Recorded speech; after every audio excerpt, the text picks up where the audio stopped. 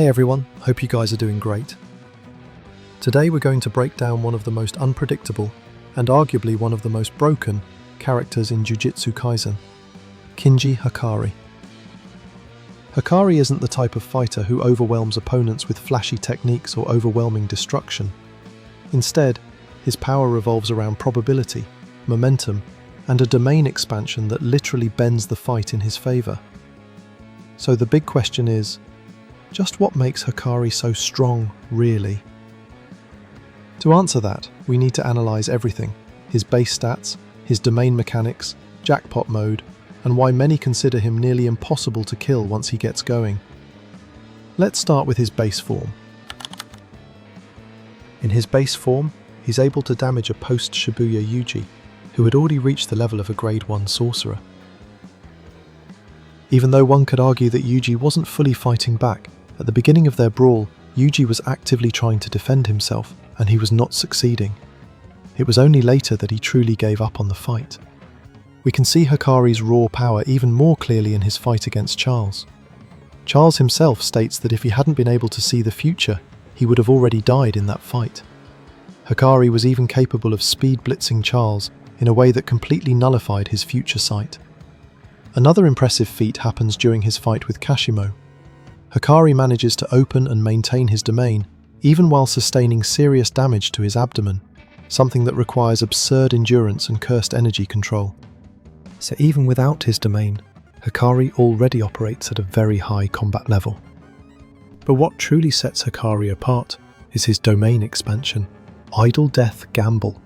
Starting with the domain's raw stats, it has the fastest activation speed known in the series, meaning the sure hit effect lands before opponents can properly counter it.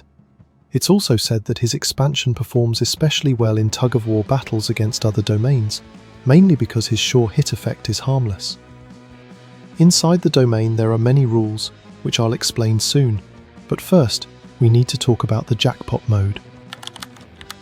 For 4 minutes and 11 seconds, Hakari gains access to unlimited cursed energy. Because of this, his body automatically performs reverse curse technique to prevent itself from breaking. This effectively makes him almost immortal during that time.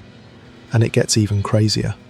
Because infinite cursed energy is constantly flowing through him, once jackpot ends, his cursed technique replenishes. His cursed energy refills, meaning he can reopen his domain again, and again, as long as he keeps hitting jackpots. Now, to clarify, Hakari cannot output an infinite amount of cursed energy at once. He still has an output limit. However, he can always fight at maximum output without worrying about running dry. His output is even strong enough to neutralize Kashimo's electric cursed energy trait, which is an insane feat. We also see a clear stat boost during jackpot mode. Without jackpot, Kashimo was speed blitzing Hakari. With jackpot, Hakari becomes the one blitzing Kashimo and taking control of the fight. Alright, time to talk about Hakari's domain itself, which is notoriously hard to understand. Even though I might not have a perfect grasp of every detail, I think we can break down most of it. Hakari's domain is based on a real pachinko machine. To hit the jackpot, he needs 3 identical symbols. To reach that point, he activates visual effects that push the game into a Ricci scenario, meaning 2 symbols are locked in while the third spins. Talking about the visual effects. The balls and doors have different colours that represent probability. Green means low probability, gold says that is a high probability, and rainbow is a guaranteed jackpot.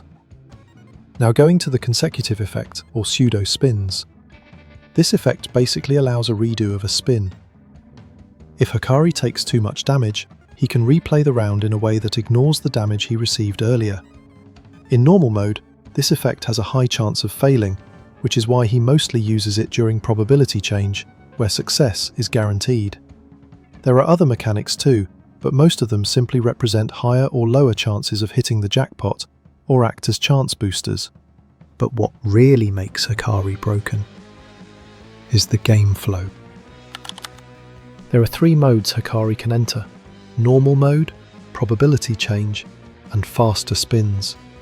In normal mode, Hakari has a 1/239 chance of hitting the jackpot.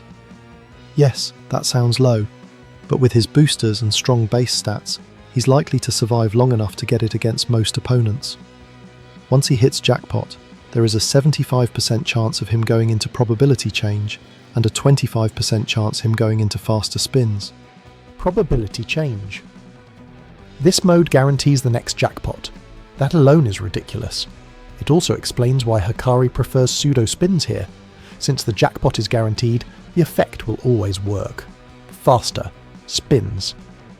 Here, the machine spins automatically without needing visual effects.